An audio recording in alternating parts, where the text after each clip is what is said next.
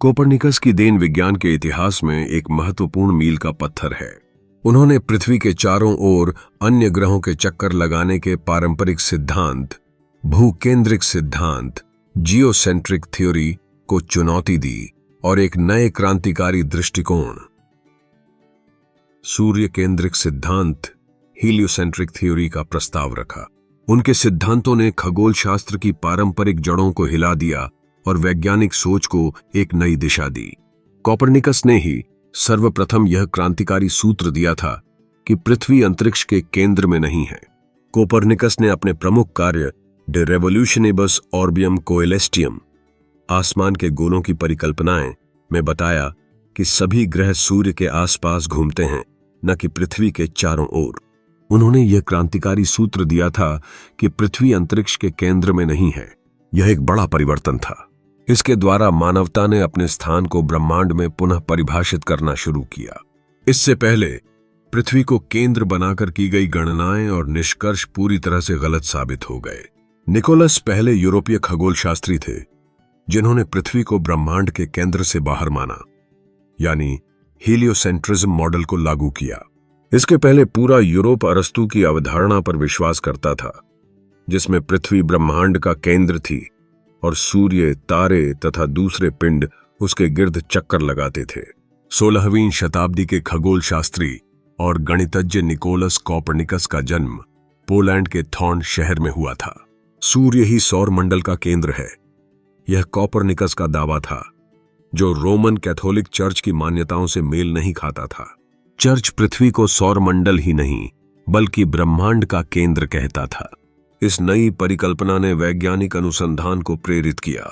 Copernicus के सिद्धांतिक बदलाव ने अन्य खगोलज्ञों को भी नए दृष्टिकोण अपनाने और अपने कार्यों को फिर से परिभाषित करने के लिए प्रेरित किया। यद्यपि कोपरनिकस के विचारों को तत्काल स्वीकार नहीं किया गया था, लेकिन उन्होंने यूरोप में पुनर्जागरण और वैज्ञानिक क्रांति की नींव रखी। एक नई दृष्टि के रूप में उनके सिद्धांतों ने मानवता को यह सोचने पर मजबूर किया कि वे कितने सीमित दृष्टिकोण के साथ ब्रह्मांड को देख रहे थे। कोपरनिकस की खगोल शास्त्र में देन न केवल विज्ञान में एक मोड़ साबित हुई, बल्कि यह दार्शनिक और धार्मिक सोच पर भी गहरा प्रभाव डालने लगा। उन्होंने यह साबित किया कि तथ्य और ज्ञान समय के साथ विकसित होते हैं। उनकी सोच ने धर्म के प्रति अविश्वास को जन्म दिया और एक नए ज्ञान के युग, विज्ञान के युग की शुरुआत की। खगोल शास्त्री होने के साथ साथ कोपरनिकस गणितज्ञ, चिकित्सक, अनुवादक, कलाकार, न्यायाधीश, गवर्नर, सैन्य नेता और अर्थशास्त्री भी थे।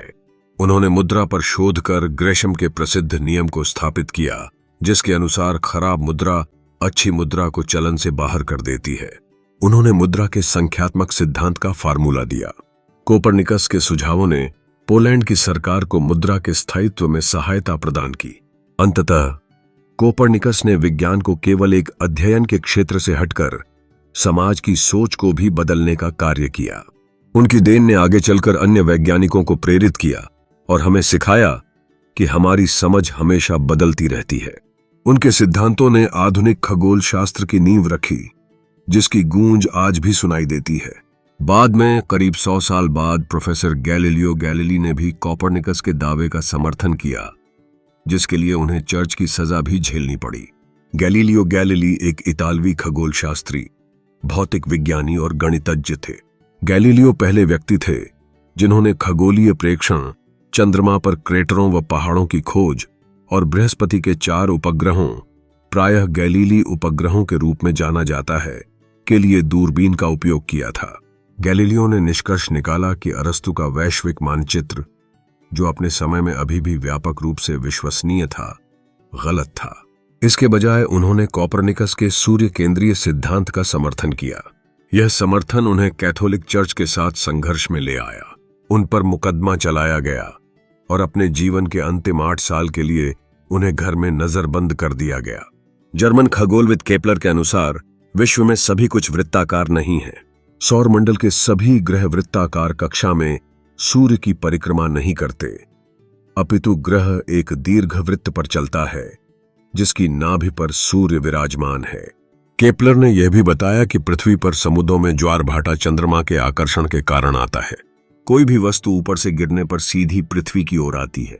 ऐसा प्रतीत होता है मानो कोई अलक्ष्य और अज्ञात शक्ति उसे पृथ्वी की ओर खींच रही है।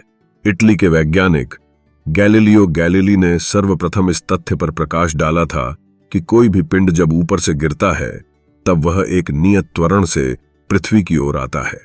त्वरण का यह मान सभी वस्तुओं के लिए एक समान रहता है। अपने इस निष्कर्ष की पुष्टि उसने प्रयोगों और गणितीय विवेचनों द्वारा की है।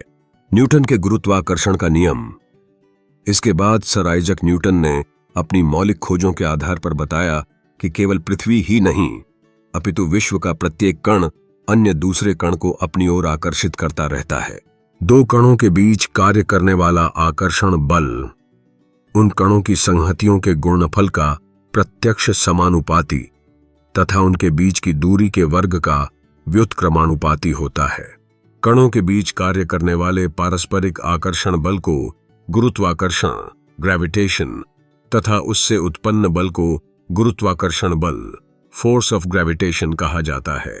न्यूटन ने सार्वत्रिक गुरुत्व और गति के 3 नियमों का वर्णन किया था।